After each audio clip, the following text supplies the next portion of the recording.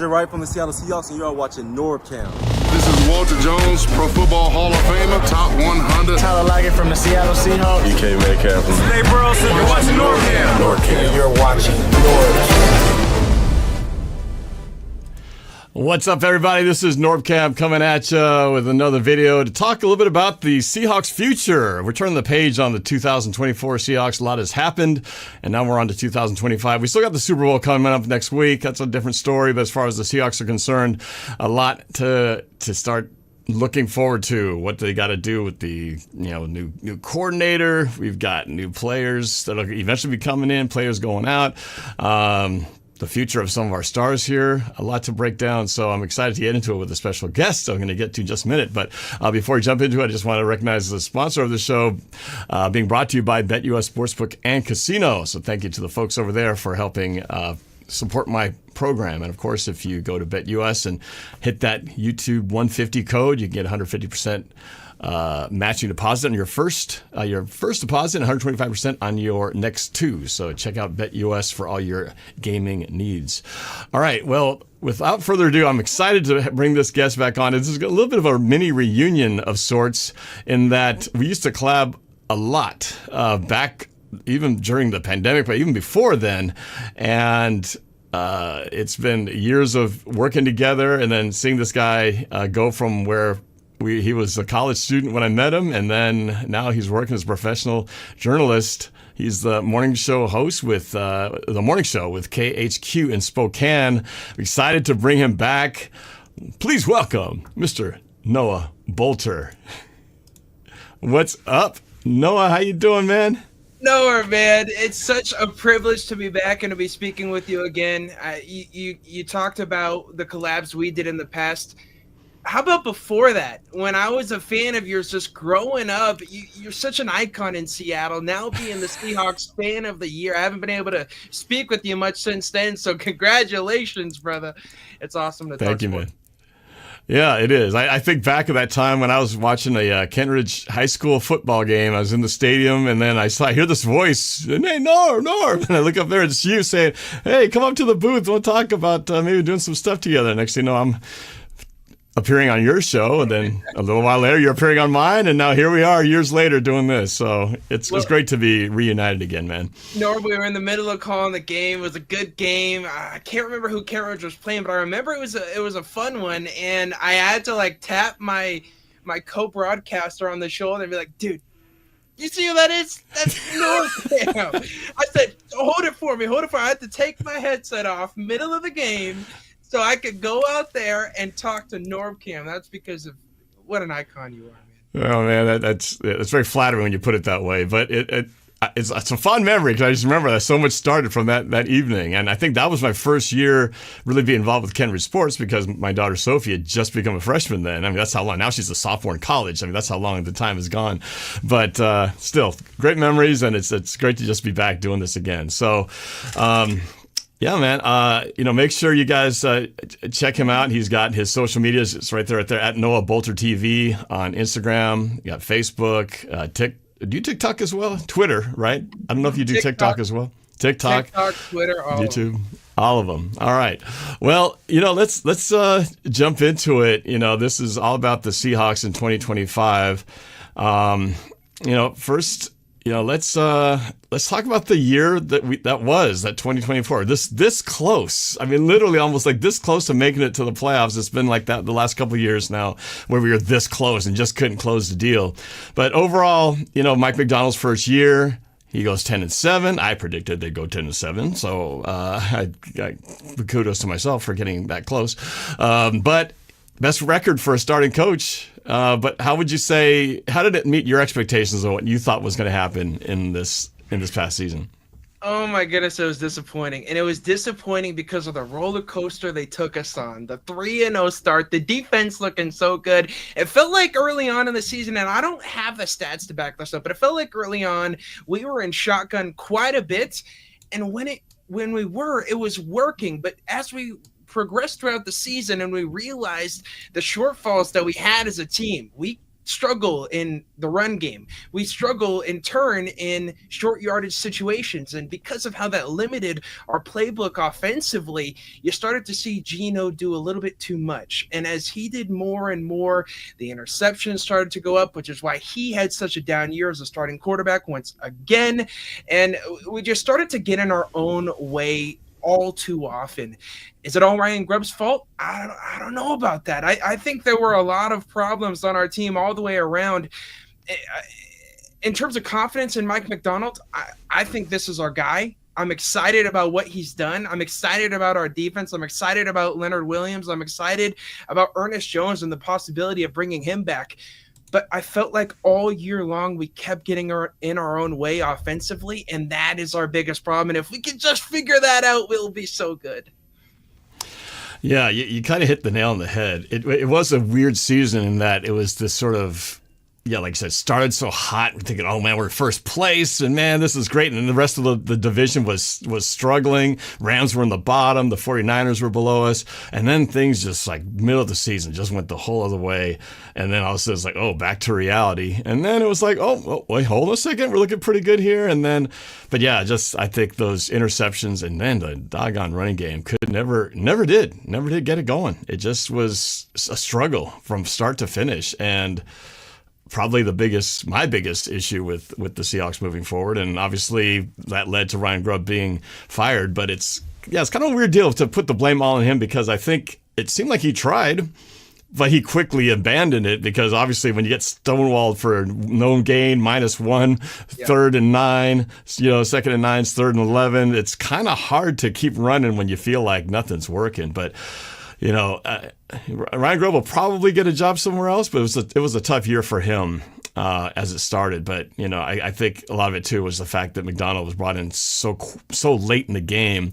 He didn't have a lot of say in what was going on in terms of picking the personnel, and probably wasn't very much involved in the hiring. It was probably one of those things where it's like, well, here's who you got, make it work, So clearly they were not on the same page. I hear that they had a lot of issues throughout the season. I don't know if you have any more insight on that, but it sounds like it wasn't an end of the season decision, that this was decided by Mike Macdonald pretty early on before it got to the end. Don't you think? Well, you can't blame him. Mike Macdonald's a guy who says, I'm taking the defense, I'm calling the plays, it's my system. Offensively, it's all yours.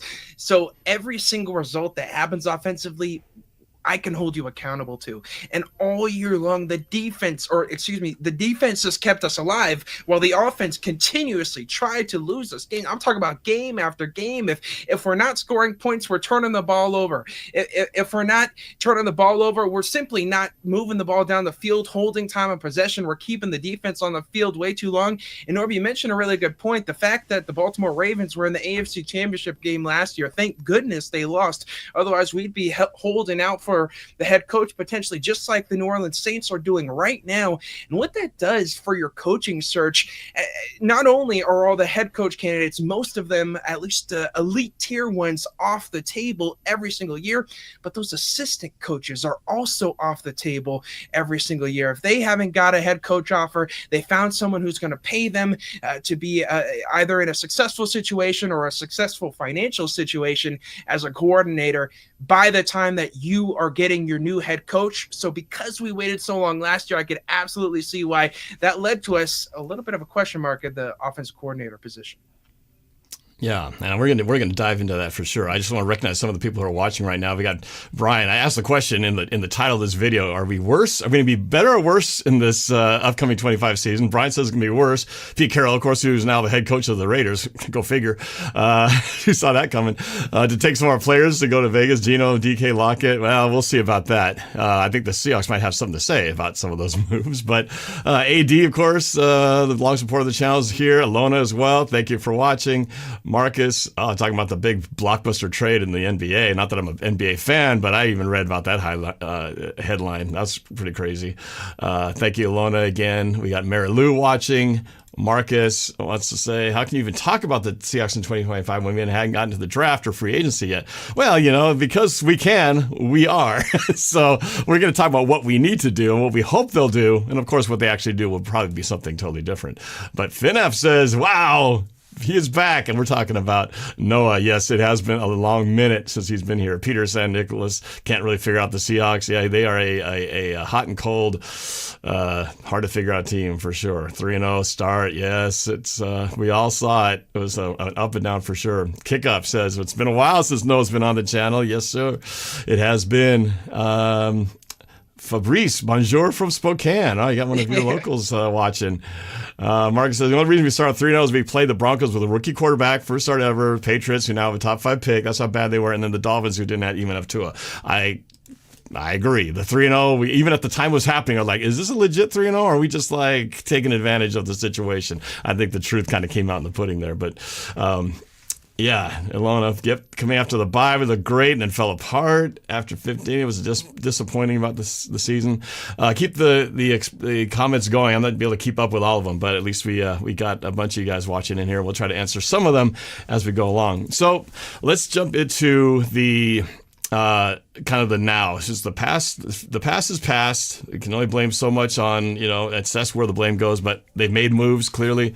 Offensive coordinator Klint Kubiak is now the new offensive coordinator. I'm gonna get your take on Klint Kubiak, who was with the New Orleans Saints, as you guys may remember, had this lightning start where the league was talking about, oh my gosh, the Saints are lighting up. They scored like some 80 or 90 points the first 2 games, and then injuries just completely decimated that team, and then they just fell from, they were like top scoring to then they finished the season like 30-something, almost dead last in scoring after that point. So mixed reviews if you look at just the numbers, but maybe there's more to it than meets the eye. What do you think about our new offensive coordinator, Klint Kubiak?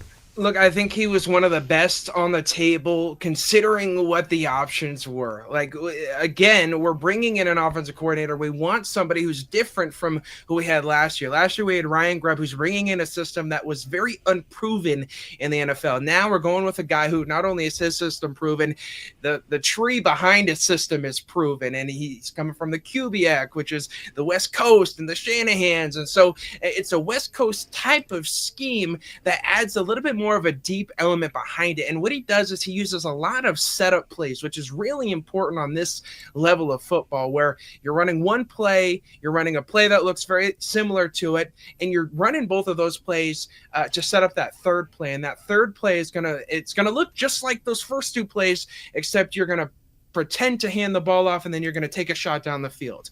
Well, who would that help set up for success? I know another guy we're going to talk about here in a little bit, DK Metcalf, getting him involved early in games. Clearly, it's something that's important. I think this is one way to potentially do that. I think you talk about Klint Kubiak. You're also talking about a guy who committed to the run game and also committed to playing under center. By doing that, you're making those linebackers bite on the run. You're making them think by the time the quarterback's turning his back that, okay, this could be a more commitment to the run.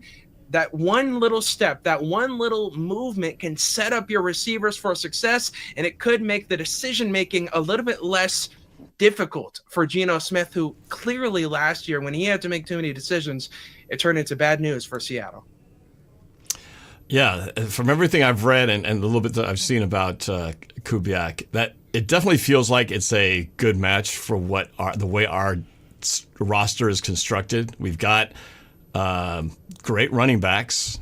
We have a line in progress. We've got a quarterback who I think in the right system, where you don't put so much, like you said, too much on him to have to basically have everything running through him and make all these decisions. And of course, with the pressure coming ruthlessly throughout the season, that was just too much for Geno. And really the biggest thing against him was just the turnovers. Outside of that, he had record numbers in terms of yardage and completions and all that, which he got paid for handily at the end of the year. But the turnovers were the one stat that stands out. It's like, if not for a bunch of those turnovers, particularly the Rams game, I mean, that's the one that really kind of decided decided our fate not getting to the playoffs when the Rams... I feel that there's a handful of games that kill me that I think of that we should have won, and the Rams top one on that list because we had that game. I was at that game. I've been all the home games, of course, but that game really just was the worst because we had them. We had Puka Nacua out of the game. He was penalized kicked out for throwing a punch in the first half. Oh, look at this. I got my baby girl on this thing. Giving me treats. Look at that. My intern. Thanks, Vanessa. Appreciate it. That's Noah awesome. says Hi, Vanessa. Noah says hi. Yeah, well, that chilled me down because I was kind of starting to get my blood pressure as I started thinking about that Rams game. But if we win that game, and we were, despite the 2 red zone interceptions, I've said this a million times, but Geno got us back, and we were in overtime. It was like the God said, you know what, Geno, you screwed up. You screwed up twice big time, but guess what? We're going to give you one more time. And we're moving down the field, right? And it's 3rd and 1. I'm going, oh my God. I'm sure we'll get this. We got 2 shots to get this. And we're in field goal range. Everything. Nope.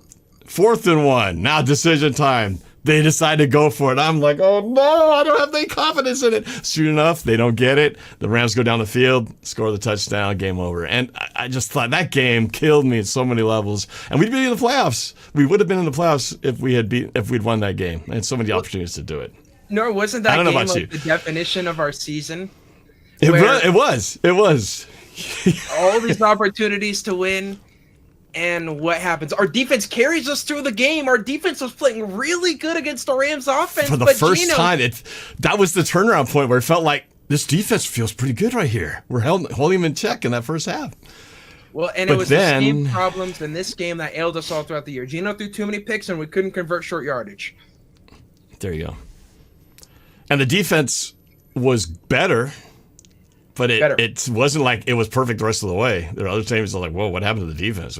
Well, and the big takeaway, I think, for me, and as a new head coach, you got to hang your hat on something. And what he hung his hat on was that the defense was the strength of the team. Okay, the defense was getting 3 and outs. Yes, sometimes they had prolonged drives where other teams were scoring, but our defense did more than enough to win that game, as they did more than enough to win most of the games throughout the year if we would have had any form of competency on offense.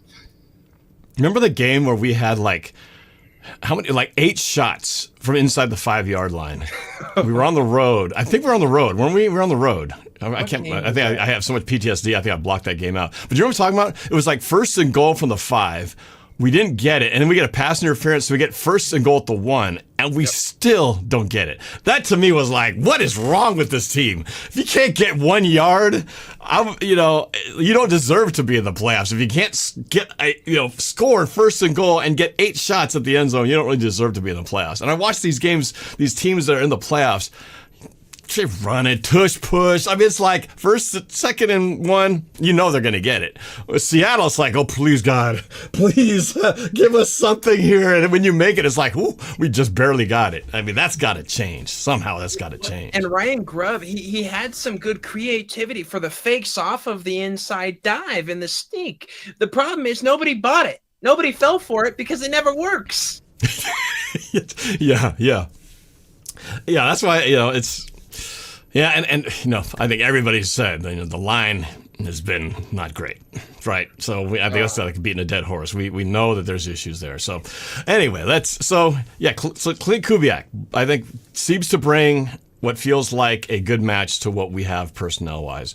So it brings us back to that ever-asked questions, the polarizing question, Geno Smith. I can't think of any quarterback who's been more loved or hated like Geno Smith, right? There's no sort of in between. You either think he's great or you want to trade him. There's no in between. And I want to know where you stand in terms of what the Seahawks should do with Geno Smith. First of all, where do you stand on the Geno Smith argument? And then, personal feelings aside, what do you think the Seahawks should do? Well, I'm in between. No, you can't be. You're the rare 1 in 500 who's in between.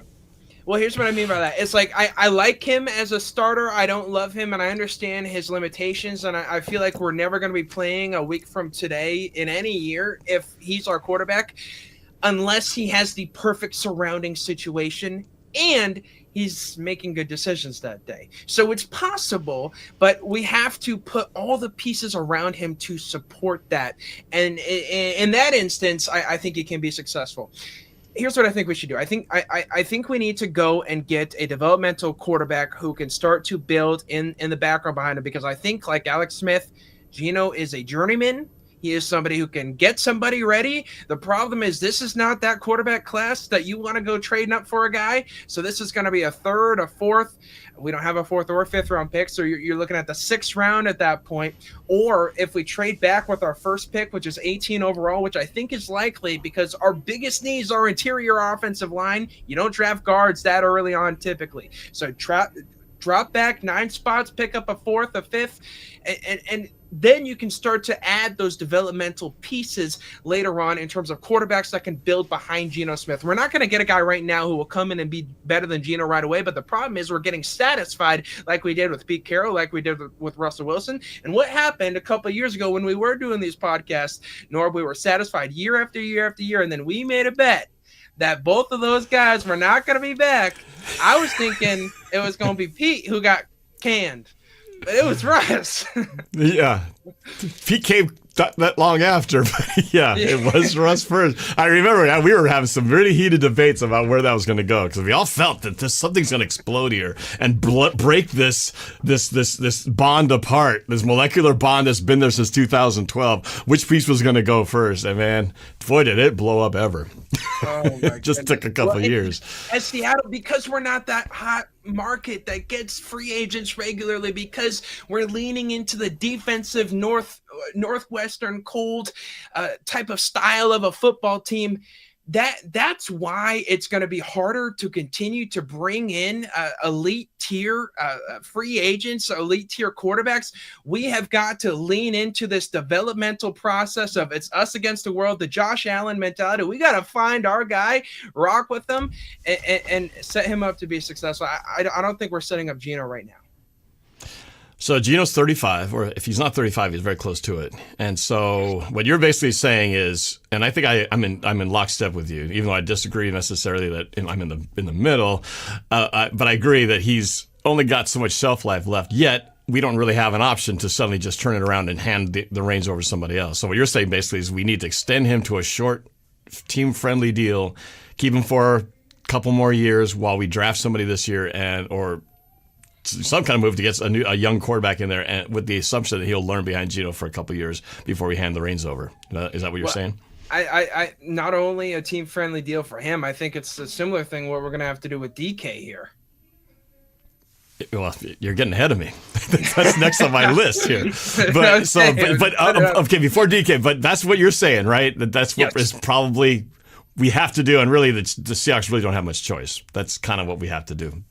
Our hands are tied behind our back. Otherwise, we're going to be starting a rookie quarterback who is not ready for the stage, or we're going to have to trade everything to trade up and get a guy who we're not sure about, or we're going to start another journeyman who's a lateral move from Geno. Yeah. That's what happens when it sucks to be in that tier where you're just missing the playoffs, but you don't suck bad enough to get a good draft pick. It's that middle, that death valley that's the middle of nothing, where you can't make a franchise changing move unless you just trade everything. But this isn't the year to do it. So it's like you said, we just not a lot of options. All right, so that's probably what will happen. Even though for the Geno haters out there who want him gone, I'm sorry to say you're probably stuck with him for at least a couple more years because that's just gonna be how it is unless we're shocked somehow. But you brought him up, so I got to mention it. So we got free agents now who are at the end of their tenure whose careers hang in the balance. And you mentioned it, so let's get right into it. DK Metcalf. Probably one of the best times in the world to be a wide receiver because the wide receiver market last year, man, the prices, the stock value for wide receivers just took off. And DK is set to get paid handsomely. Probably going to be right there with how much Geno Smith is making, maybe more, depending on how the market goes. Because I'm sure there's a lot of teams that would love to get DK in here. So what do you think the Seahawks should do? The quandary is this. DK is a once-in-a-generational talent. I think we can all agree with that. He's not perfect. He's not like necessarily the number one receiver in the entire NFL, but he's really good, and he dictates what the defense does when they're on the other side of the football and when they know DK Metcalf is on the other side. That is why JSN had such a great year. That's why Tyler Lockett benefited so much during those times when he got so much attention. But there's still a lot of stuff he needs to work on. Nonetheless, he's proven himself to be in that tier that's going to get paid. So we don't have that much money.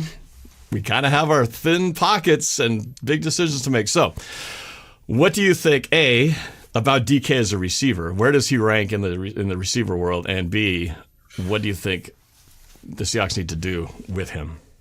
After this year he just had, top 15. That's where he is in receiver. What's his ceiling? He could potentially be like 5 if you look at top 5, or 5 to 10 is that range where we'd at least want him.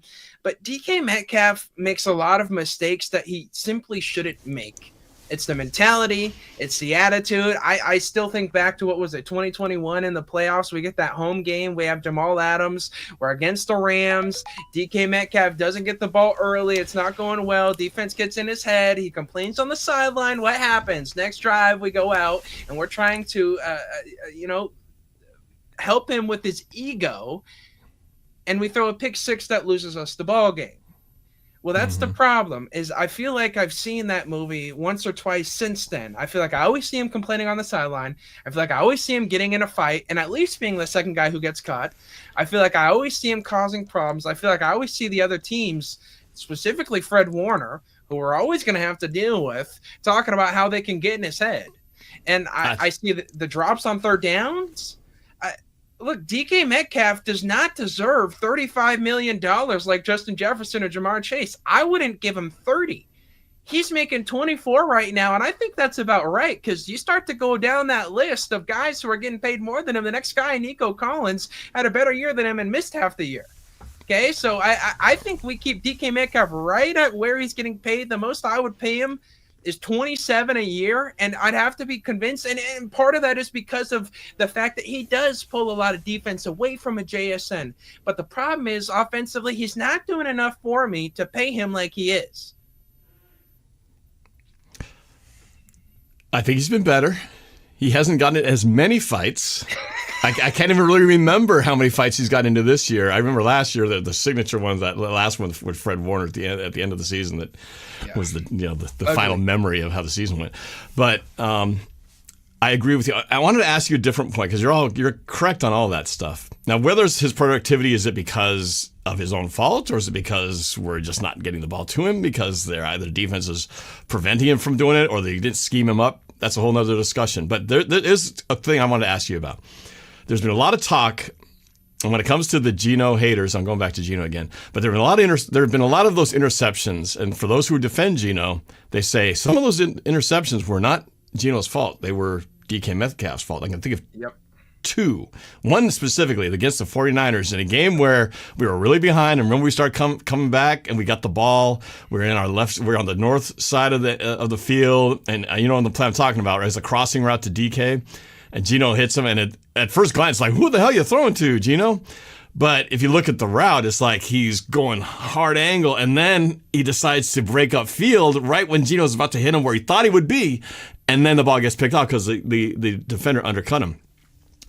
So my question is that an issue that DK's actually, because of the way he's running routes, is he truly causing some of these turnovers because he's not being disciplined in his route running?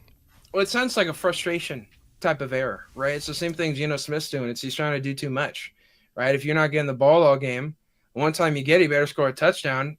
Let's not forget, these people are human, right? It's not just the fact that they want to be involved in the game plan, especially considering how much they're getting paid. They hear everybody who's saying, hey, you're not a top 10 receiver, you're not a top 15 receiver, all the people telling him that he's not, and then he has to go there on a run-first offense and sit there and not get the football. So when he does get the ball, he has to make the most of it. It's not even just the people saying he's not that good. It's also the people saying, I have you in fantasy. Why are you failing me? So he's sitting there having to press to try and make the most of his opportunities, especially in a game where we're reeling, our offense is struggling, knowing all year offense has been our weakness. We didn't play the 49ers in the first few weeks of the season. We had a few weeks to determine, okay, yeah, our offense is our weakness. Our best playmaker is not getting the ball. So every time he's going to get it, he thinks he has to make that much more of a play. That's when we get the fumbles. That's when we get the penalties. That's also when we get, even worse, interceptions. The fumbles.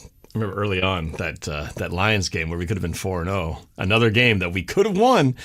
Turnovers. He had a couple like that. I think he had a fumble against the Patriots. We fortunately won that game in overtime, but that close to being one that could have cost us. And then, the game against the Lions, that turned out to be costly. So I can't blame him too much. I mean, it happens.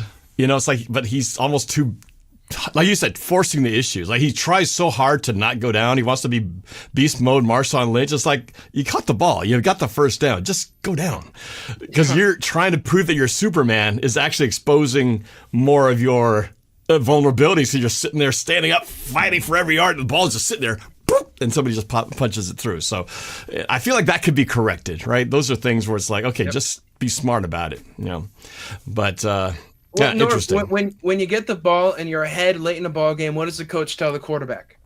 Hey, and the running back, protect the football, right? Protect the football. When you're ahead, when everything's going according to plan, when you have the confidence that you are supposed to win this game, the mission is protect the football. When it's the opposite, that's not the mission, and that's the problem. Is we don't have protect the football being our top mission often enough. All right, so I appreciate your take on DK. Obviously, you have a slightly lesser amount that he should get paid. The big question, though, is will somebody else be willing to pay him more? That's the hard part. Is it oftentimes it's the desperate team who is like, we just need weapons. DK Metcalf, we'll give you everything, the keys to the castle, get you out of that cold place where they don't know how to use you. You'll come over here, you'll be a top 5 receiver. That's the danger of what's looming, that DK doesn't have to stay here if he doesn't want to, unless we play the whatchamacallit game, the franchise tag game, which we rarely do. But we'll see what happens. We got a few weeks here to figure things out. All right, we've got Tyler Lockett. A lot of people speculating he's pretty much given the signs that he's done. He's, a lot of, he hasn't said so in so many words, but I think the writing on the wall, clearly had one of his lowest productive seasons. What do you think? Is Tyler Lockett done playing in the NFL, at least for the Seahawks? It just feels like he's not getting the same love or valuation that he used to get in Seattle. Like, he was our third down guy. He was our safety target. He was our deep ball threat. He was a give him a shot on third down the field. He was a guy who was our go-to receiver. He had the beautiful connection with Russell Wilson, and ever since Wilson left, he never had that same connection with Geno Smith. And even since then, he's been a third fiddle in our offense. It just feels like he deserves better. I want to see him go somewhere where he can get used better and be a bigger part of the offense. I just don't see him having a big enough role here or getting the money that he could make elsewhere. So I do think he ends up leaving. That'd be sad to see, because it would be cool if he just retired to Seahawk and be one of those few guys who stayed with one team his whole career. But and I don't know how much he wants to keep playing. I'm sure he feels like he can still contribute, but he's been taking care of his chickens. He's got his business lined up, his real estate stuff. I'm sure he doesn't have to do it like, I need the money, I got to keep playing. But I think a lot of it is just in his own control. And somebody asked me, does he negotiate his own deal? Is he his own agent? Do you know that, if that's the case? Is he one of those guys who... Okay, I don't remember either. But we'll see. But he's married now. I mean, he's got kind of, but you never know. That's also that thing comes when players have to decide if they walk away. It's like, are you really ready to say completely goodbye to all this? Because once you leave and you send that paper in, there's no going back, or at least usually no going back.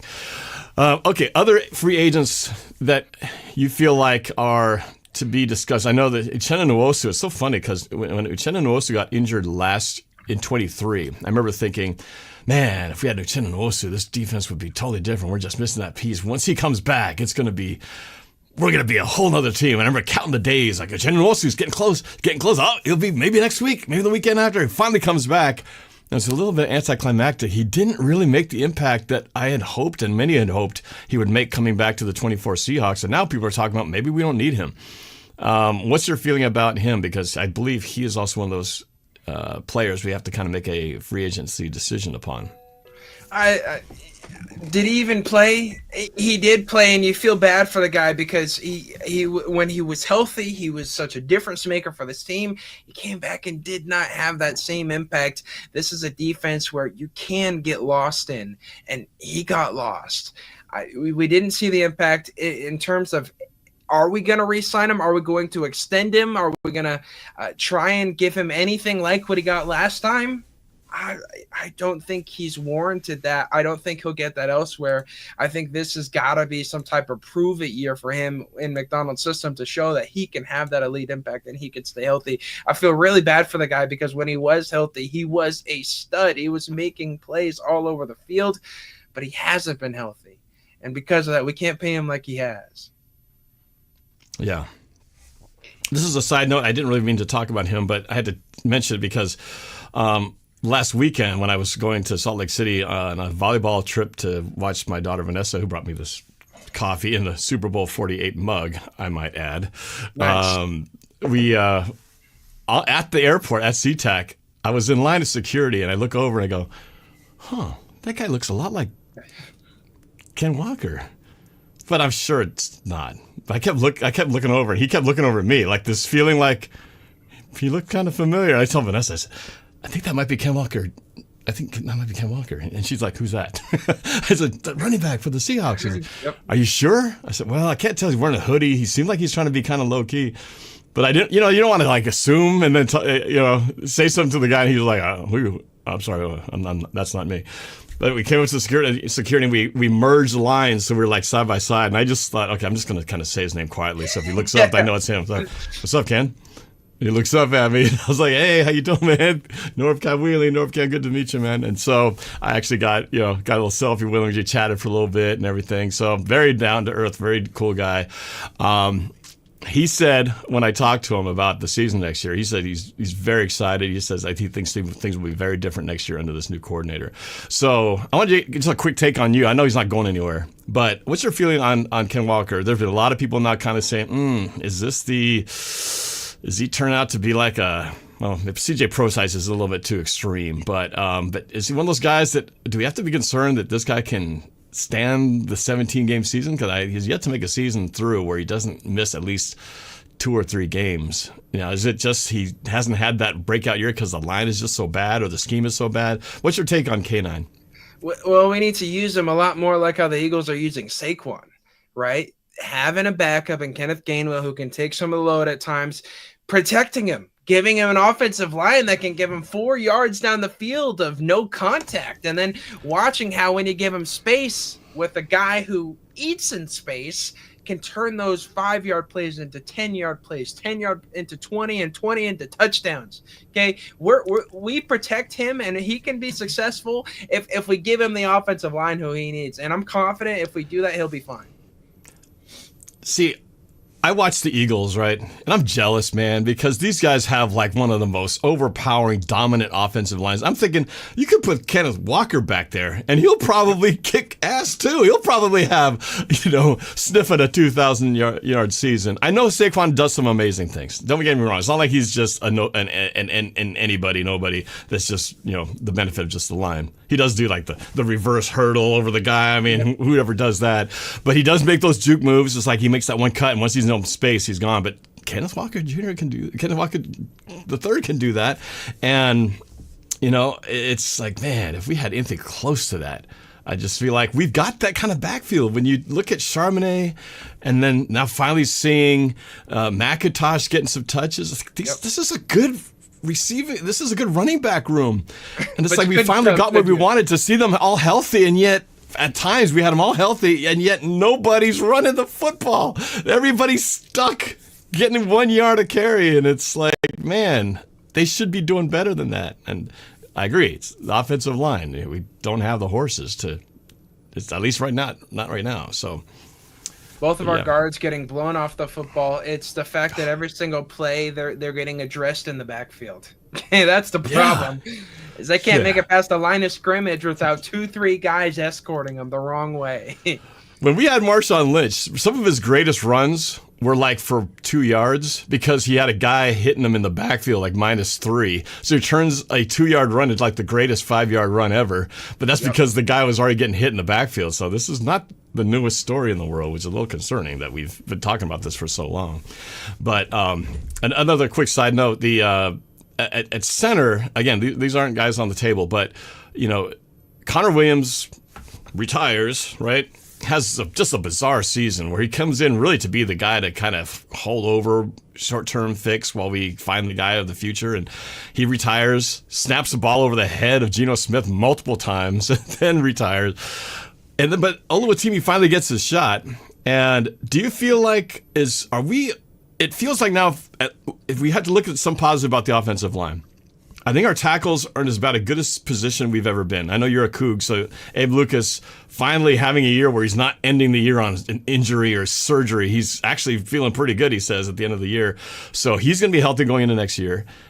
Cross, as far as I know, is healthy. So you get your 2 tackles are solid going into 2025. And maybe it's center if Oluwatimi is the guy. I don't know do you think he's the guy? And then maybe we just got to figure out the guard situation, which hopefully maybe Christian Haynes can step up and be the guy we all hoped he would be. And then maybe that leaves us just one big guy we got to figure out. But do you feel like that's a good assessment of where we are with the offensive line, or do you think we have way more overhauling to do? No, you're spot on. I think Olu has at the very least earned an opportunity to prove whether or not he is the guy with some better help alongside him. Now, Norm, I don't know if you remember. Now we're going to have to go way back here. Uh-oh. But, back in my day, back in high school, Kent Meridian, I played center. Okay?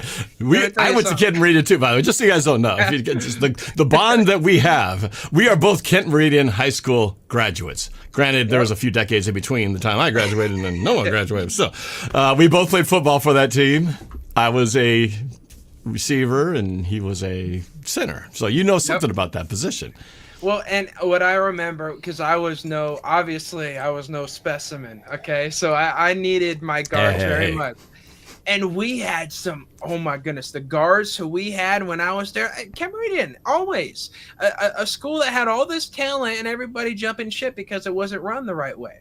Well, what I can tell you is the impact that a guard can have on a center on any given play, if nothing else but the confidence, knowing that I'm fighting with this huge 300-pound behemoth of a man, and if my guard doesn't have work out of nowhere, he's coming in and blindsiding this guy. And just that by itself, even if I'm getting my butt kicked, he can save me from that. But it's also the confidence to know that every now and then I'm doing a pull block, I'm down blocking, so I'm getting away from this nose guard. I'm not even going to hit him. He's lying in front of me, but little does he know I'm not coming. My guard is coming. Right. And so it's the confidence that it builds, and it's having that support system alongside, especially a young guy like Olu, who, again, got thrown into this randomly out of nowhere. So I think another year for him with hopefully improved. Let's go get one of these big name free agent guards and let's draft another guy. Let's take that guy out of Texas and let's make him a guard, even though he's played guard and tackle. We need 2 new guards at least heading into this year. It was something that we knew was going to be a problem, and that honestly Ryan Grubb's kind of getting scapegoated by, because had we had good guards, we're not having the same conversation. Yeah, Ryan Grubb's we were probably in the playoffs, and Ryan Grubb is pretty looked at as, wow, what a great season he's had as a brand new coordinator, just balancing the offense and mixing it up with pass, run, and play action. And I wouldn't be complaining about not being able to get a 1st and goal at the 5-8 chances. We probably would have scored on multiple times on 2nd and 1, 3rd and 1. 3rd and 1, it became like the PTSD down for me. It's like 3rd and 1, we're screwed. And more often it happened that way because, you got to have those guards, man. I don't know how many times I watched plays and like watching film reviews like, oh my God, that's terrible. So I'm with you. And it'd be nice to have some guys who we know are going to be there for more than a year, right? Like long-term guys that will be here for at least 3 or 4 years, as we're talking, right? So it's not a sexy position. Guard is not a sexy position. It's not someone who most teams want to pay a lot of money to. And when you got a head coach who's defensive-minded, an offensive coordinator who, if he has a dynamic year, he's gone. He can get a head coach. Clint Kubiak can be a head coach. So, a lot of people made this point when in the head coach search for the Seahawks and Mike McDonald got picked up, that this will be a ever growing problem in that when you're a defensive head coach, you're always looking for the offensive guy, but the offensive guy always is looking to become a head coach. So the more successful he becomes, eventually, he's going to be graduating up to that, like what happened to Ben Johnson with the Lions, right? He could have been a head coach. We were hoping to get him last year as I was definitely in the mix of let's get Ben Johnson in here as head coach. He decided to stick it out one more time and try to bring that team to the Super Bowl. And of course, we saw what happened in the playoffs, unfortunately. But Ben Johnson goes and gets a head coaching job. So now they got to turn it over to another guy, right? I feel like that's going to be kind of what we get with Mike Macdonald, because unless a rare situation, although they did say, I have heard with Clint Kubiak that he doesn't sound like he's a head coach material. Like he's a quiet guy. He's not the most field general type dude. So maybe he's the kind of guy who's just born to be an OC. Like just calls the plays and doesn't want to lead the team. Because there are some guys, right? We've seen guys who were coordinators. They go to the head coach and they go, oh, no, not me. They ain't working out so good. And they come back and go back to what they do best, right? We've seen it in multiple places.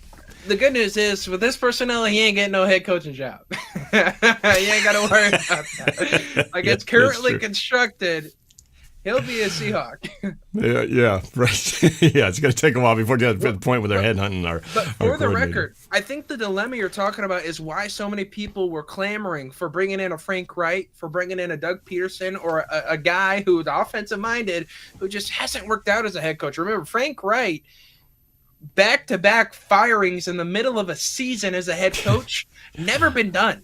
So that ship has sailed. Do you think Doug Peterson's going to be another head coach anytime soon? I think both of those guys would have been good options, but they're not even a part of the NFL as I understand it this year. It was kind of fun watching the Commanders and their run. I was happy to see Dan Quinn, Bobby Wagner, Ken Norton Jr., and I was rooting hard for those guys, and I kind of knew once they hit the Eagles, it's going to be tough for those guys, and sure enough, they were in it for a half, and then the wheels came off, but that's, because I remember Dan Quinn, I think when it first came up, Dan Quinn was like the first guy I said, Dan Quinn would be good here, But then more names kind of came out, and I started thinking, well, maybe we don't want to go back to it. It's just going to be Pete Carroll version 2 or whatever. But it was pretty cool that he was able to do what he did with the Commanders. Pretty fun ride to watch. It reminded me a lot of the 2012 Seahawks, Russell Wilson's rookie year.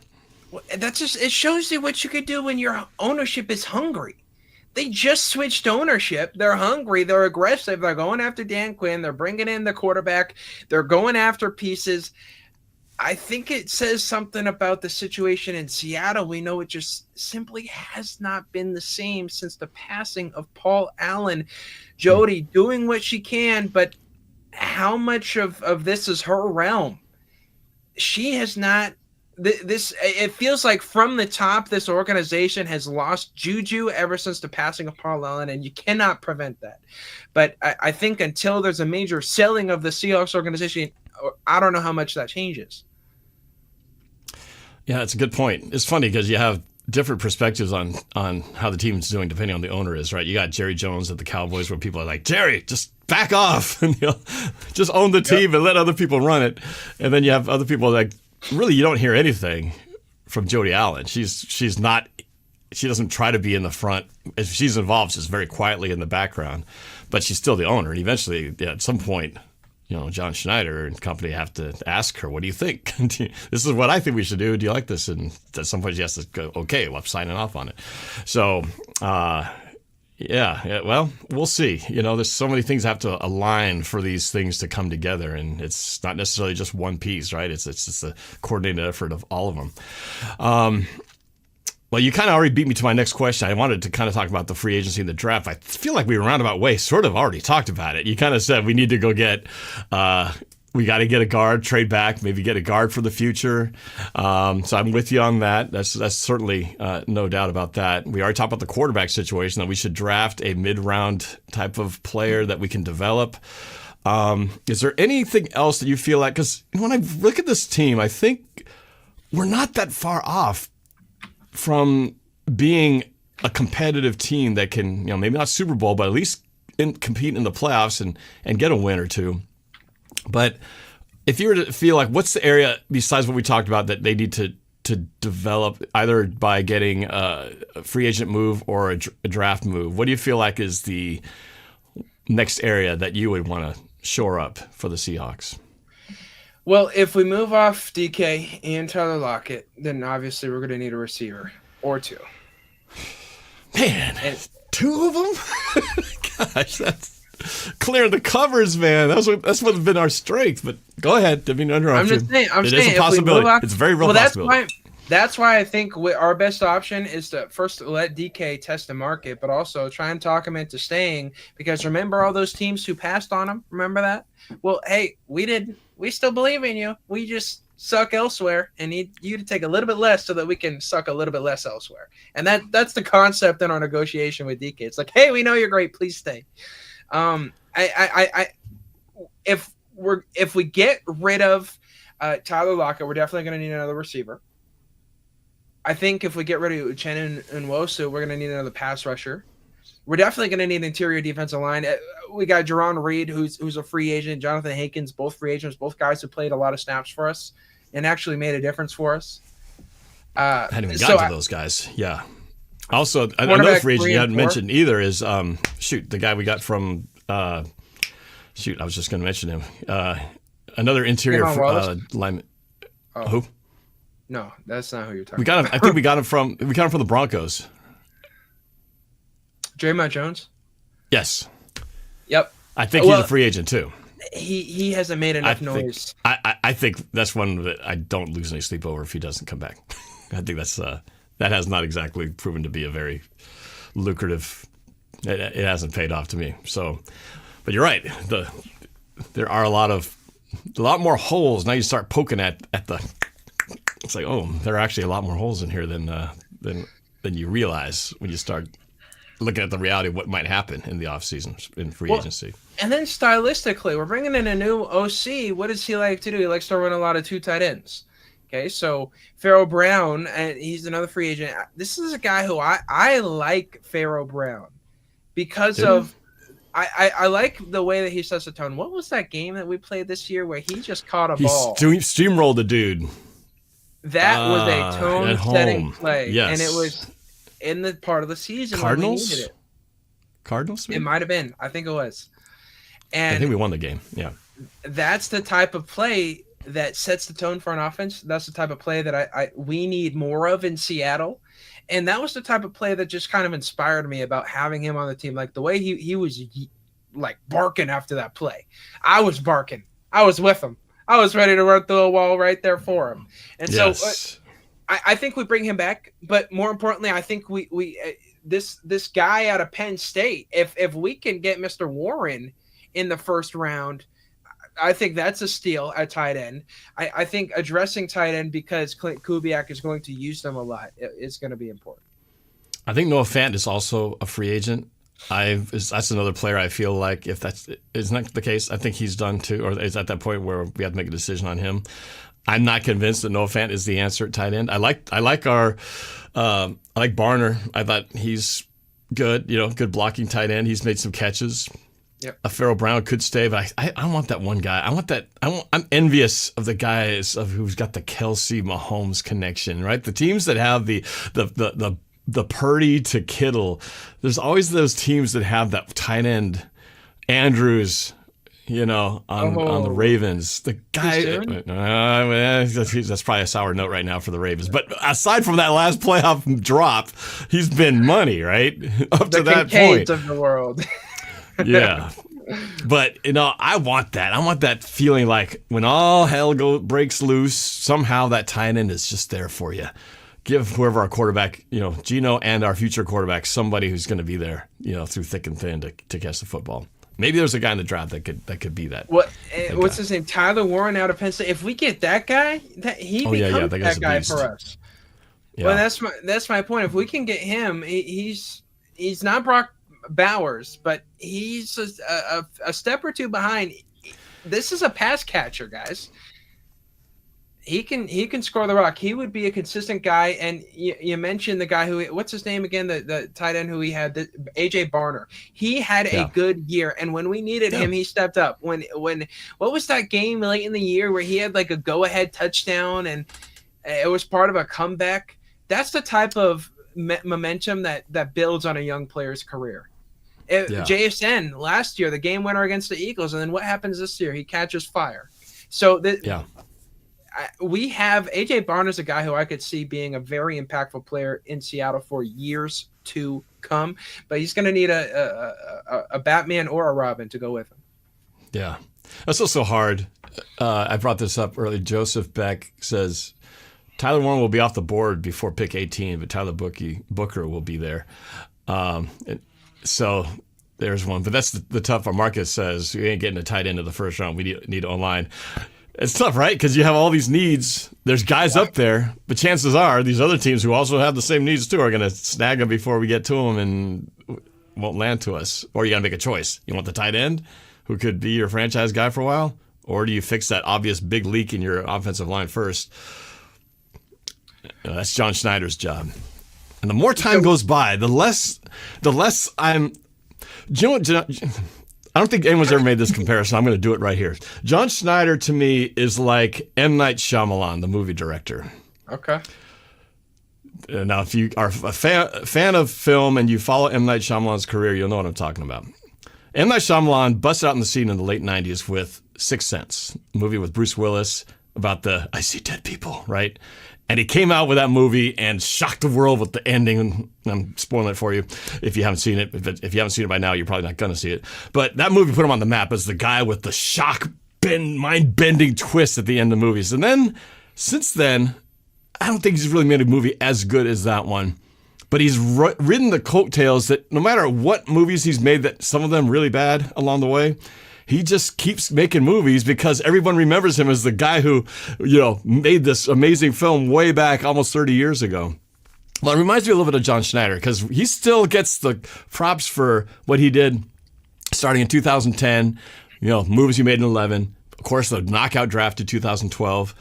But since then, if you really look at some of those moves, a lot of them are head-scratching, went nowhere, bust moves that we picked up that really never amounted to anything. And I feel like he's got the hits from the early 2010s that carry him through, and you kind of ignore how poorly he's actually drafted in a lot of more recent drafts. Witherspoon aside, because he was great. But, a lot of these are like questionable. I don't know. What do you think? Do you feel like he gets more credit than he deserves? Or are you happy with how he's continued to draft in recent years? Because I feel like it could have been better. The problem is we're Seahawks fans, and that's all we are. We're not executives. We're not in the coaching staff. We're not in the league. We've never played in the league, and we can tell the team what the problems are heading into the year, and they still won't get solved.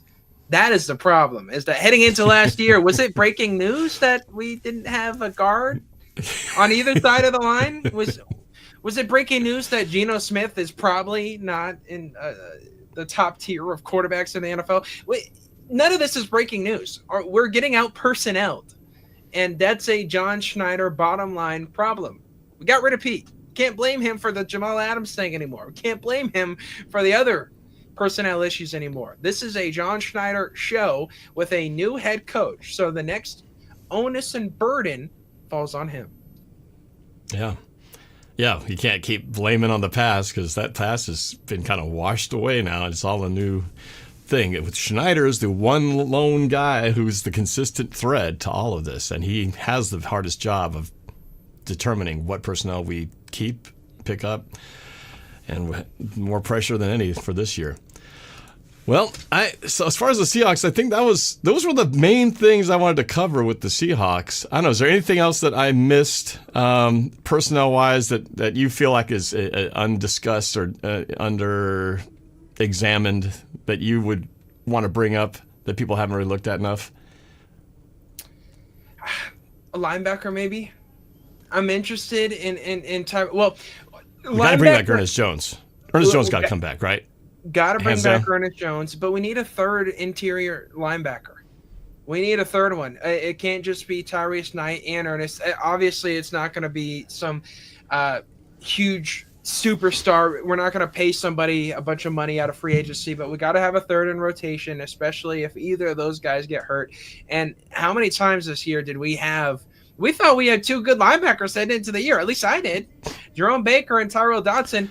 It wasn't like they were household names, but based off what they had done the year before and what Mike McDonald had done the year before, there's a lot of potential.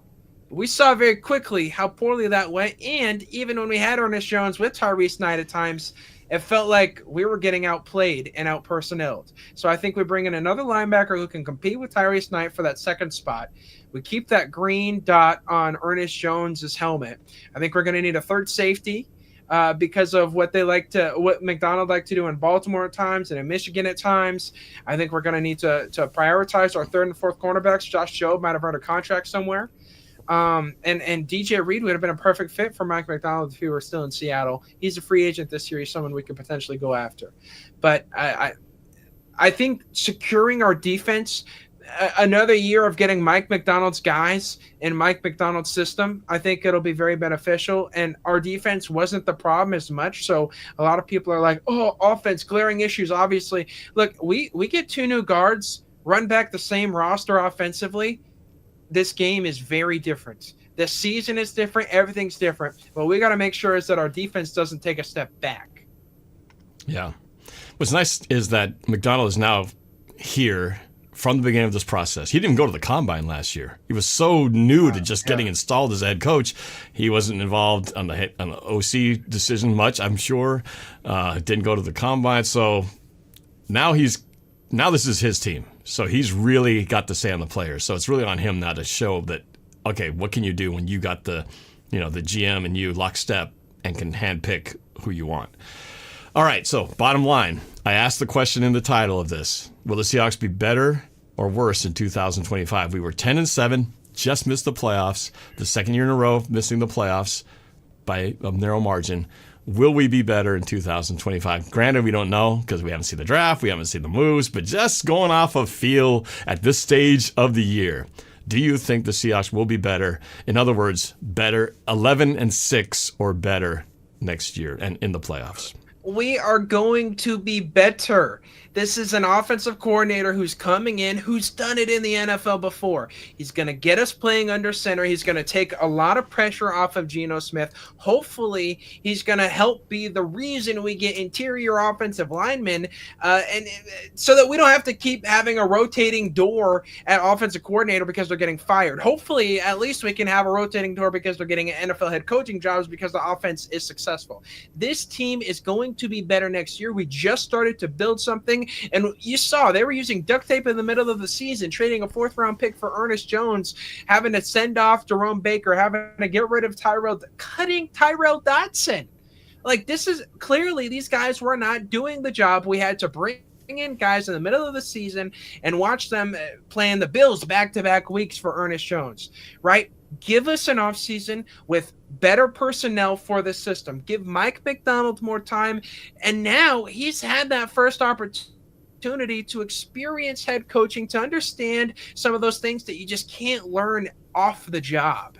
Okay, now he has a sense of some of those things. Those systematic things are going to be more seamless. He's going to understand where they're coming from. Now, there were a couple times in press conferences this year where Mike McDonald said, yeah, it's just part of getting used to the job, right? Part of getting used to the swing of things. We thought we had a guy, and when it turned out we didn't, we had to go get somebody else. So, again, an off season for this team to get behind this quarterback who definitely proved himself.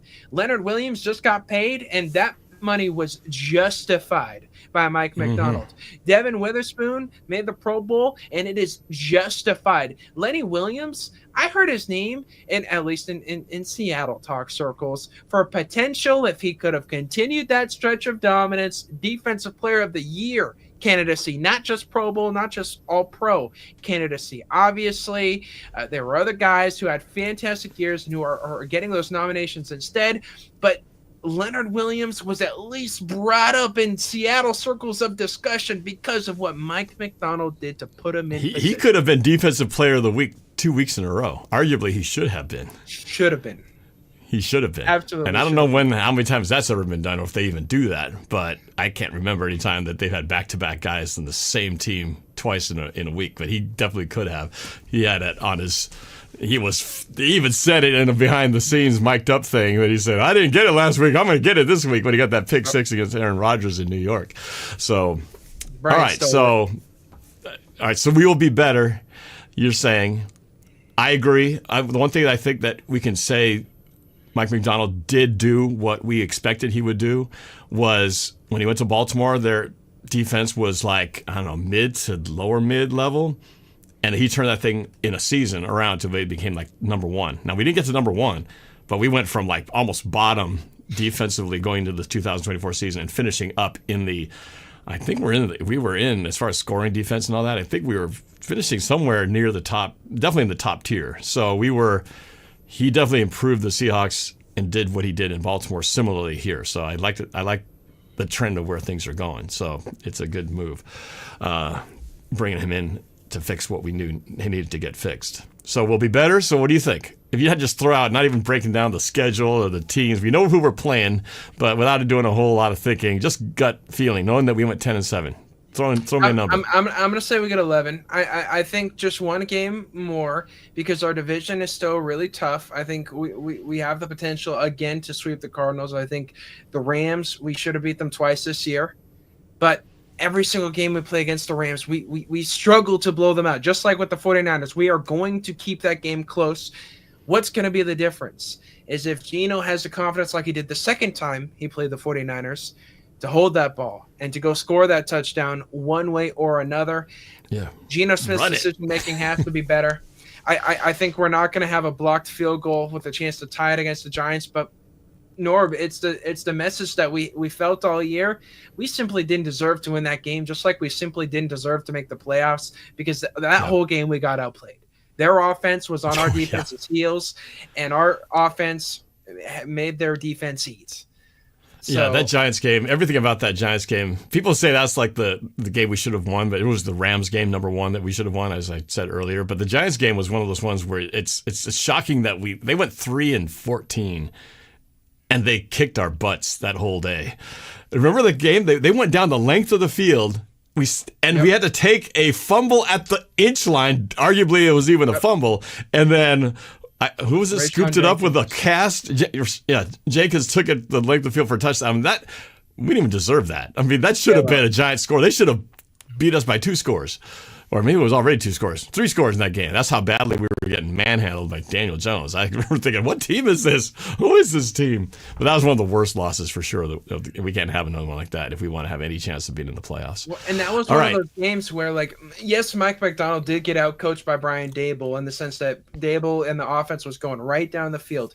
But that was one of those games where it was long drive after long drive that the defense was struggling with and the offense couldn't stay on the field. So literally, if our offense would have just stayed on the field, I think that would have been a very different story. True. But defense, I remember Daniel Jones was playing like it was the Super Bowl. He was running. He was throwing. People blame me for the loss because I put out a video. It's probably the biggest trash talking music video. Because I do my music video predictions, and I put one out. Man, this thing got so much traction, mostly because Giants fans came back to hate on me because I came out with lyrics saying like, Giants ain't got no chance. Daniel Jones is trash. I had all these lyrics because I even did a collab with a Giants guy, and he told me, he said, I have no idea. There's no way we're beating you guys. I mean, we suck. We're this and that. So I was feeling extra confident. And then I think it was just playing a reverse psychology game on me. But man, did I get the hate like nobody's business. Where's this guy now? I mean, it was just, that was bad. That was just bad. Well, they couldn't hate on many other teams throughout the season, so sorry. That was their Super Bowl. Because after that, the rest of the season was trash. We just happened to be the one game that they actually played good on. And that's fake field goal, man. Don't get me started on that. I got to ask you, I'm going to bring this up, but you brought it up anyway. The fake field goal. First of all, supposedly these guys, in hearing them talking, they had planned this. The Giants actually planned to have the special fake field goal block that they were waiting for the right time to do it. There was even a time where he said, the coach said, hey, should we do it now? Should we do it now? No. Let's wait. Who knows? There was going to be a game that was going to a play that would decide overtime that they did it on, and it worked out perfectly. First of all, when you saw that play, did you also not think that, how is this legal? Because I thought they outlawed the jumping over the line thing. I thought it was at first glance. Huh? I thought it was highly illegal as well. And again, they got away with it. But that was one of those points that I just stopped fighting because we didn't deserve the game. I know we didn't deserve it, but it still pissed me off that it was that it was allowed. And yeah, then everybody came back and was like, oh, well, you see, because he didn't touch the guy and he came over the A gap and he didn't really jump. I was like, dude, you read the rule, it's basically saying we don't think it's safe to have players jumping over the line, so we're banning that, period. That's the spirit of the law, right? And then they said, and then the guys touched the center. I thought the center was the long snapper is untouchable. Oh, apparently if you press him in the back and not the shoulders or head neck area, you can touch him. It's like, when did that come out? When was that an exception to the rule? It just... I know we didn't deserve it. We sucked that day. But, man, it was just annoying that was how they did it on a play that I thought shouldn't have been allowed, and yet everybody came out later and was legal experts on how it was legal. No, that was just my initial feeling on that one. There's a couple NFL rules that need to change. One of them is that you can't challenge anything. I feel like refs can get anything wrong, so you should be able to challenge anything. And the other one being that whatever they call on the field, if there's not conclusive evidence to swap it, it'll stand. I think that's a really not wise rule, because what if it looks like, more likely than not, like we just saw in the AFC Championship game, Josh Allen got that first down. Okay. But you couldn't perfectly see it because the defenders were blocking the view of where Allen was in the football and there wasn't a clear view. But piecing those together, after looking at instant replay, would you say it was more likely or not that he got it versus didn't? And I think they need to have that conversation rather than relying on what they called on a whim. So, they're saying if it's not conclusive evidence to make the swap, they can't change the rule. And isn't that what happened? They looked at it and they were like, it's not conclusive enough for us to call it a penalty. Right. So, and that's my point, is that, well, upon replay, whatever you think it's more likely is the right call, you should go with that. I don't think it should matter what you called in the first place. Yeah. There was a lot of questionable calls, especially that Chiefs Bills game that I'm sure a lot of Bills fans were going, yeah, I agree with you, Noah. There was some calls in there that was definitely not going our way. But I know the problem is you don't want to have it to where there's like challenging everything left and right. You got to have some limit, or else we'll be watching replays, till the cows come home. But yeah, I agree. I think, to me, the solution to the spot of the ball is, with all this technology, with all these things that we have from all these cool cameras and yellow lines and this and that, they still rely on a guy holding a chain and stretching that chain to measure whether they got the football yet. You'd think they'd have some kind of, you put a microchip on the tip of the ball and the ball is GPS locator tells you where the ball is to the precise centimeter. You'd think they'd have something like that. With all the technology we have now, it seems like there's a better way than the put the stick right here. It's right here. Right? Yeah, it's what they do in tennis, right? Volleyball. They have a camera that tells you it's right there. And again, it's still a camera. But, yeah. Anyway, some things are very... the science of it are amazing, and some things are like, no. Okay, you go into a grocery store. Every single aisle, there's a camera above every single checkout sign. But in these NFL billion-dollar stadiums, they don't have a camera above the line of scrimmage, directly looking down on it, that can tell us if we got a first down or not. Why don't we have those cameras where it's looking directly down on it? You always see these cameras that are at some weird angle, and you have to kind of guess if they got the first down. Why don't you just line up the cameras with the yard lines? Well, I can see why that'd be hard, because how do you put it directly over when the stadium is open on top, right? I mean, you already have a couple cameras now on those cables and stuff, but I'm sure to a point you can have drones. You could put wires. They should have laser technology that tells you exactly where the ball is within a millimeter on that field. I agree. There should be a way, there's some scientific method with all the AI and everything like that. There should be no question where that football is at any given time. For the game, they have those cameras that are on the wires, and the wire it'll go along the wire behind the offense or whatever. Why not just extend that to over the play? And upon replay, or get a really tall camera and just keep it there from a distance all game. They do. Well, here's the thing. I know what you're saying. They already do that, though. They have the one camera that's like the Madden view from the angle back here, and then they do have the one sometimes that goes from over. The problem with that, though, is 9 out of 10 times the ball's here. what are you going to do? You're going to see the back of Allen's jersey and not see where the ball is. It doesn't really reveal much, right? Most of the time, the ball is not like, hey, look, I'm up here. Here's the ball. You're at the bottom of a pile with 5 300-pound men on top of them. You can't see where the ball is at. That's the problem with the camera thing. You got to put we need thermal camera to see through the X-ray camera. This technology nowadays, we have pictures of Mars, but we can't get a good angle at a staged football game. Like, we chose where the game is. It is pretty ridiculous. There's got to be some technology. Elon Musk has got to have something in his back. If you can bring a rocket back in and get caught by the little lander, by the launch pad, there's got to be some way to measure a doggone football in the field that tells you if the little tip went over the line. I mean, come on, man. Figure it out. Billions of dollars on the line.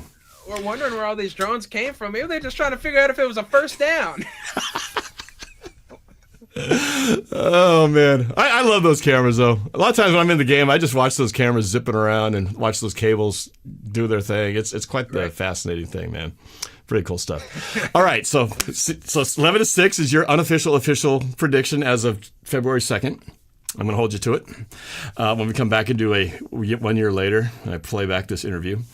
But let's change the directions for the Seahawks for a second. Let's talk about what the game that's coming up here, the Super Bowl. We were already talking about some of the championship games. So definitely wasn't the matchup I was hoping for. I wanted to see the Lions and the Bills in this sucker, the two teams of the miserable franchises and fans that have never had success. Unfortunately, it's a replay of what we've already saw, like, what was it, 3 years ago? 2 years ago?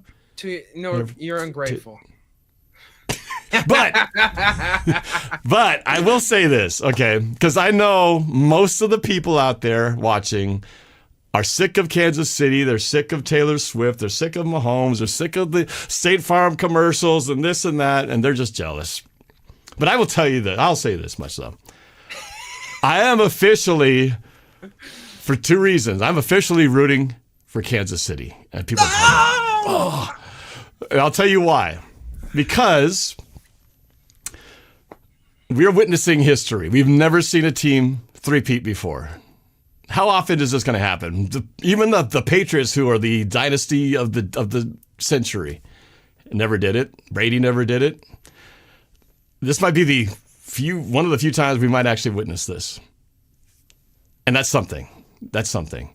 And Kansas City doesn't really piss me off. I'm sorry, but Kansas City doesn't. I don't mind the Taylor Swift thing.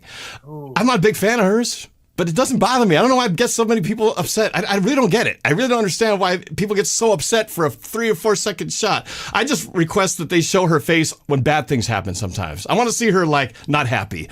You know, like when Kelsey drops a would-be touchdown, I want to see her go, oh, God, can you do this, Travis? I just want to see a few shots like that. But they don't really annoy me, other than the fact that they got the record for loudest stadium, and that was bullcrap. Other than that, they don't really upset me. But the other part of it is Philadelphia Eagles fans, and I know there's probably some Philly fans watching this, you guys are mean. You guys are just like city of brotherly love, but there is no brotherly love from these people, man. I'm sorry, but I'm going for KC here. I want to see them get the three-peat. And people are going to piss at me for that. Yeah, I can understand why a lot of people would be upset. Okay, and look, Norm, and if you'll allow me, I just shameless plug. I just posted a video about this. Any Seahawks fans out there, I posted it on TikTok. And the video is, who should Seahawks fans be rooting for in this? Oh, okay. I have not seen this. Well, and it addresses people like you, Norm. What does that mean, people like me? I feel like I'm being shelved to some stereotype. What stereotype are you trying to put me into here? Well, that's what does why that mean? You're ungrateful. People like you. Because people who are Seahawks fans who are like, I'm sick of this matchup. I don't want to get Chiefs-Eagles. Well, it very easily could have been Chiefs-Rams. And then how would we feel about this matchup? Then it would be a very important game for the Chiefs to win. The reason you're ungrateful is us as Seahawks fans owe a debt of gratitude to both of these teams in the championship right now. The Kansas City Chiefs, as a part of their dynasty, as a part of their historic run, 3 Super Bowls in 5 years, 2 of those, who have they been against? The San Francisco 49ers, our division rival, who have historically been better than us, recently been better than us. What is our one argument? Norb, you of all people who do the rival videos, what's our one argument against 49er fans that we use to kind of poke fun at them? Oh yeah, 5 rings. When was the last one? Was it in your lifetime? Well, had they not stopped the 49ers both times, then we wouldn't have any argument against the 49ers at all. We owe a debt of gratitude for the Chiefs for this dynasty. We've supported them to this point. We need to continue to support them just because of that debt of gratitude. But let's not also take away from the Philadelphia Eagles, because I was talking about the whole matchup, not just the Chiefs. The Eagles 2 years ago in the NFC Championship game, knocking out the 49ers. The Eagles 2 weeks ago, knocking out the Los Angeles Rams. You don't think the Rams would have beat the Commanders? The Rams would be playing on Sunday had it not been for the Eagles knocking them out. So us as Seahawks fans, we need to be grateful for this matchup. It's between 2 teams who we owe a debt of gratitude to. I don't care who wins. I'm happy for either. I'm not betting against Kansas City, though, because of what they've done time and time and time again. I think Saquon's a great story, especially for running backs, revitalizing the position, showing that they really do matter, showing us what could potentially be possible with Ken Walker if we just block for him. Okay, I think both of these teams are great stories. I'm rooting for Kansas City. I think Kansas City's going to win, but I think us as Seahawks fans, we're ungrateful. Wow. Well, I agree with you. I agree with you even more, especially now that you broke it down that way, because you're right. The only thing worse than seeing 2 teams that you don't want to root for is to see your division rivals in the Super Bowl. And we could have we already saw the Rams win theirs a few years ago. They had a chance to win too. They lost to the Patriots before that when they had Jared Goff. And you're right, the 49ers were this close to winning the Super Bowl on a couple of occasions. They could have won it last year. Overtime. As you know, I was at that game. I had the pleasure of going to that game thanks to the NFL. Thank you very much. And for everybody who voted for me for, a Seahawks fan of the year, one of the perks was I got to go to that game. And you know who I was rooting for. It was the other team in red. That's for damn sure. So you're right. I am very grateful because they were this close to winning that game. If Purdy doesn't get that ball knocked down, on that pressure blitz that would have resulted in a first down, they win that game. I think they would have just eaten the clock up and kick a game-winning field goal. I think that's how that game would have gone. Instead, they had to kick it early, and then KC goes down and wins it. But it was, you're right. Would you rather the alternative? Hell no. So, but you're right. I was rooting for a different combo, but if I couldn't have had the Lions and the Bills, which obviously didn't work out that way. I mean, that's a dream. I certainly didn't want the Rams getting anywhere near this game. So yes, I'm grateful to the Eagles for that. I would have liked to have seen the Commanders because, like I said, we got the Seahawks connection to that and the Cinderella story of the team that really nobody had them at all succeeding in this tournament. So, yeah. So really, we are more in agreement. We're really actually kind of in agreement. That's what you just gotta hear me out. That's all. You just gotta hear me out. I'm with you. Your argument is well stated, and I already said for the record, I'm rooting for the Chiefs to pull this one off. Yeah, go Chiefs, man. I'm gonna wear my Chiefs jersey. I'm gonna put a bet on the Chiefs in the game. I got, I'm trying to profit off this, man. Now, speaking of profiting off this, again, I got to shout out my sponsor here, BetUS Sportsbook and Casino. So if you want to put some money on the Super Bowl or any game for that matter, make sure you go check out BetUS.com. And if you put in that code, if you haven't signed up yet, you can use that code YouTube150, and they'll match whatever you put in, 150% on your first deposit, 125% on your next 2, so they get you some extra money to play with. Just please gamble responsibly. Make sure that gambling is legal in your area and you are of legal gambling age, and that you gamble responsibly because we don't want you to go into debt because you made a bad bet and bet against the Chiefs. Okay, so that was it. So I think it's pretty clear. I know who you're rooting for. I know who I'm rooting for, but you didn't really say who you think is going to win this game. I think you kind of hinted at it. Am I guessing then that if you had to put money down on it, you're going with the Chiefs in this one?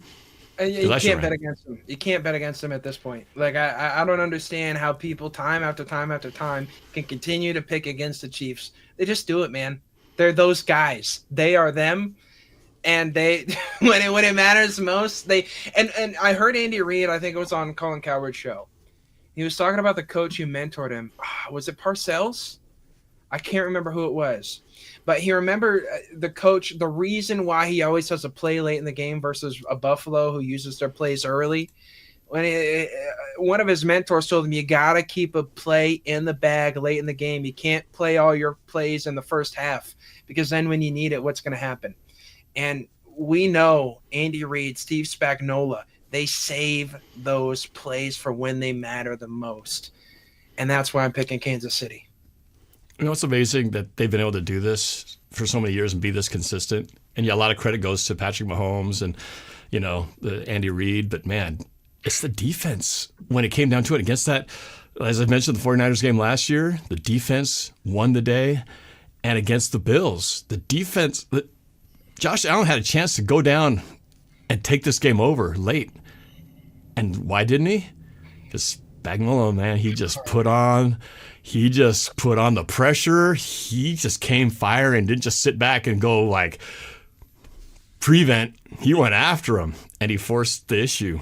And that's why they're in the Super Bowl. Corner blitz. They didn't run a corner blitz all game. All game. The play. That's what they do. Coaching, man. It makes a difference. Makes a difference. What do you have a score for in this game? Man, I am also betting the over here. I think both offenses. Well, because Kansas City's going to come out, and they're just going to drive down the field. They're just going to do that. Philly, what's going to be interesting is if Saquon's able to knock out some of those bomb plays. Big runs. Throughout the regular season, as a fantasy football owner of Saquon Barkley, you'll go a half of a football game and he'll have 6 to 8 fantasy points, get a few yards, but if he doesn't break that big one, how productive is he going to be? And that's my question for this game if he doesn't. But I think that he will break the big one a couple times. I think both teams are going to score. The plus minus for this game is at 49. I think both teams. I think I'm hitting the over on both. So a final score, I'm going to go. I think it'll be 31-27. And it's crazy because how good these defenses are, but these offenses are great too. 31-27 Kansas City. I think it's going to be close like what you got. I don't think it's going to be much higher on the over. I feel like it is going to be a defensive game, and I think if it really does come down to that, because Saquon Barkley is the most valuable player on that Eagles team. And if he does not get one of those rip-off 75-yard runs, the big gainer where he just breaks through and untouched down the field, he had a couple of those, right, in the championship game. Oh, two of them. He doesn't have, yeah, I mean he's been doing it all year, right? But if he doesn't have that, I don't think the Eagles necessarily have the firepower to offset that. If Barkley has a subpar game, which subpar for him means like less than 100 yards, right? Because sometimes he doesn't even put up monster numbers every game, but he always has those 2 big runs. But if he doesn't have those explosive runs, I feel like that plays right into the Chiefs' strengths because they can, as we saw against Josh Allen, against one of the best quarterbacks out there. And Jalen Hurts, all due respect to what he's done, he's no Josh Allen. Yep. He's good. Believe me, I wouldn't argue if I had him on my team. He's a good quarterback, but he's not as dynamic as Josh Allen is, and we saw what the Chiefs did to him. So I feel like it's going to be something closer. I think it's going to be 27-24. It's a little bit. I guess it's a little bit over. You said the over-under was like 50 something, 40 something? 49. So 49, that right there. So it's right there. 27-44. I guess that's slightly over, but barely over.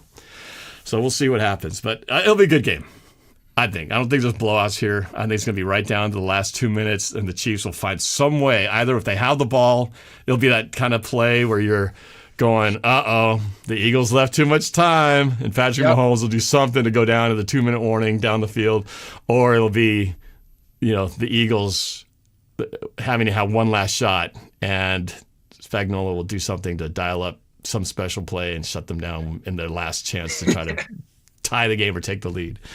So it'll be a good one, I'm sure. Alec Vega, thanks for the super chat. Says, I believe it's Barkley's birthday too. Crazy, man. That's true, right? Yeah, he did. It is. The Giants fans, as much as they had the last laugh against us, nobody's having the last laugh in New York about this play, about this trade, not keeping him in New York.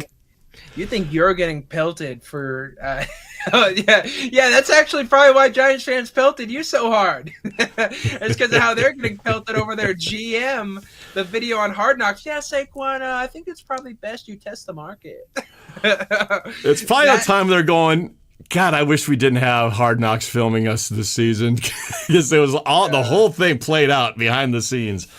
Speaking of that show, I love that show, man. As much as the Seahawks have never been on Hard Knocks, because I think they're always in that little realm that kept them from being eligible for it. Because I think you had to either, if you're in the playoffs, I think you were exempt from being on the show. So Seattle was always in the playoffs almost every year, right? Yep. And after watching it, I would love to watch the Seahawks on that show, man. Even though it probably is not the best thing for the team because everything's so public and it's intrusive and everything. So probably from a team standpoint, it's not good for them. But man, from an entertainment standpoint, I would love to see camera crews inside getting the skinny on meetings and this and that. What do you think? It's fun to watch on other teams, and part of me wants to see it for the Seahawks, but it's probably not. Part of you. Look, let me be a fly on the wall. But I don't. No. Stay away from my team, man. Don't ruin the Seahawks, man. The Hard Knocks will ruin the team. You saw what happened with AB with Hard Knocks. Now we're seeing what happened with the Giants with Hard Knocks. That's true. No team. Jets with Hard Knocks. What team goes Hard Knocks and then has a breakout fantastic season? And then they did the AFC North, the Hard Knocks AFC North edition. I don't know if you had watched that. and guess what happened in the AFC North? They had one team left in the Ravens that I thought was going all the way. I thought they were going to finally get over the hump and beat the Bills and move forward. But of course, that catch. Keep me off the cover of Madden. Keep me away from Hard Knocks. We don't need none of it. Yeah. Yeah, it's not good for the team, but if it happened, I would tune in. I'd be the first one to tune in because that stuff is entertaining for sure. All right, man. Well, that wraps up the show. I do want to give you a shot to make sure people can find you. I put your socials in the description at Noah Boelter TV. Is there anything you want people to know about? You mentioned about which team the Seahawks fans should be rooting for. Is there anything else you want to promote while you got a chance before we wrap things up? Well, I've taken a bit of a hiatus for pushing out too much content, but more is coming out. Stay tuned for that. Seahawks focused, even some Spokane sports focused. So tune in to Noah Boelter TV for all that, and of course on Instagram I've been posting all the snowboarding stuff. I've been snowboarding, Norb. It's fantastic. So awesome, man! Fantastic. Posting the journey. I love it. Well, promise me you will be open to doing this again because this was way too much fun, and I missed this. Are you kidding me? This is the biggest privilege. I love doing this. I love you. Come on. What's this? I love it, man.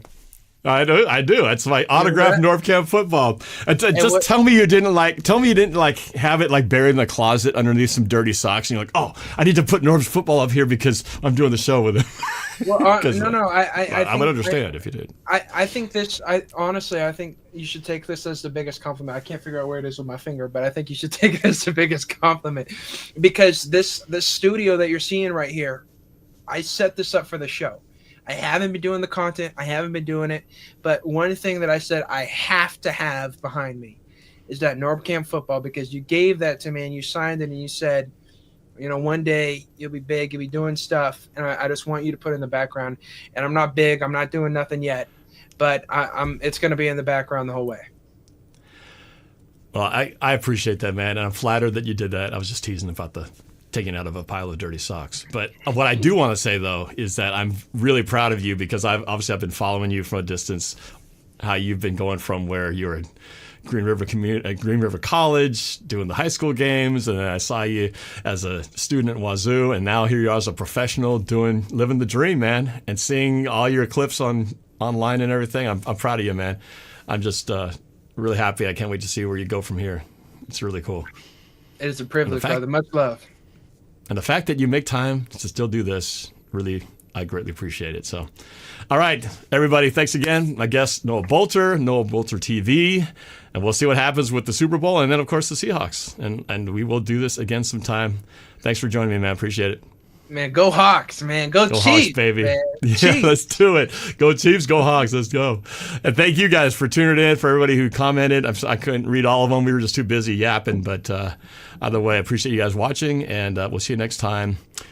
Go Chiefs for this week anyway, and then go Hawks. See you later.